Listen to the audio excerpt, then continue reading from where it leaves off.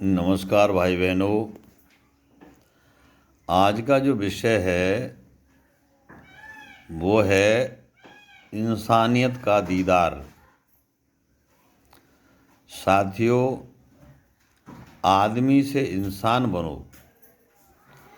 इंसान वह प्राणी होता है जो इंसानियत का मतलब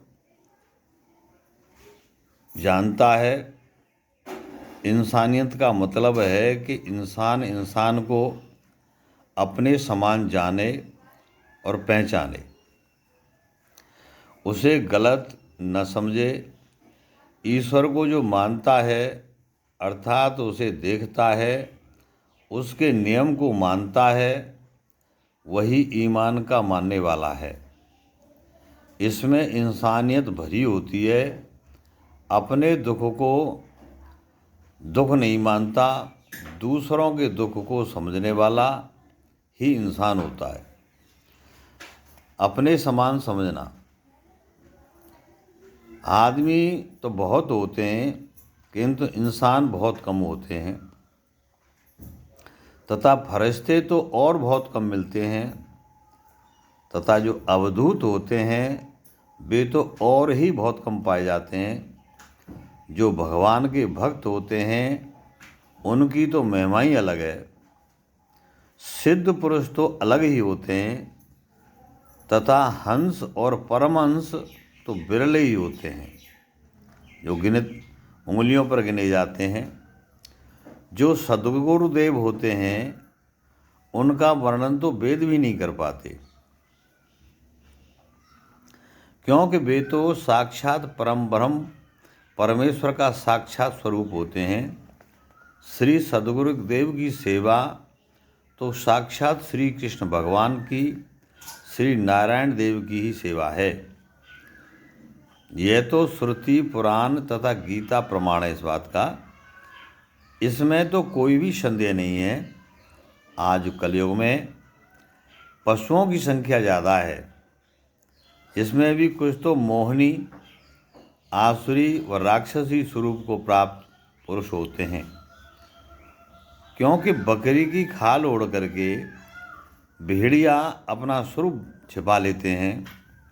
इनको न तो आदमी कहा जा सकता है और न पशु, क्योंकि इनका ना तो कोई वचन होता है और ना ही कोई धर्म हुआ करता है। ये लोग तो नित्य बदलते रहते हैं, बात बात पर बदलते रहते हैं। तो साथियों, श्रेष्ठ भाव रखने वाला ही पुरुष इंसान होता है। इसके भाव श्रेष्ठ हैं, विचार श्रेष्ठ हैं। ईश्वर की आज्ञा मानने वाला ही श्रेष्ठ पुरुष कहलाता है। उसके ही हृदय में दया, करुणा, परहित तथा धर्म, ज्ञान तथा भक्ति, प्रेम, सहनशीलता, धीरज, शौर्य, पराक्रम तथा श्रद्धा और विश्वास, आस्था, आशा का दीपक जलता रहता है। क्योंकि ईश्वर ज्योतिर्मय है, वह तो प्रेम प्रकाश का पुंज है। वह अखंडानंद परमानंद तथा पराभूत शक्तियों से पूर्ण ब्रह्म है।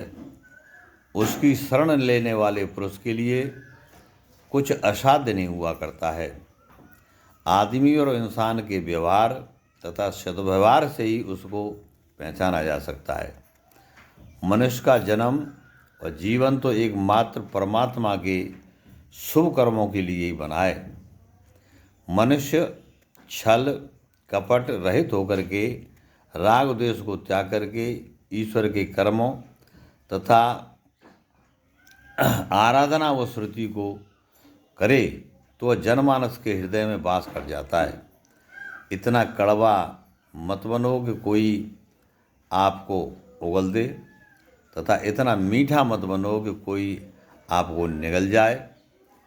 आप तटस्थ होकर के, दृष्टा बन करके, साक्षी भाव से ईश्वर को सन्मुख रख करके अपना कार्य करें।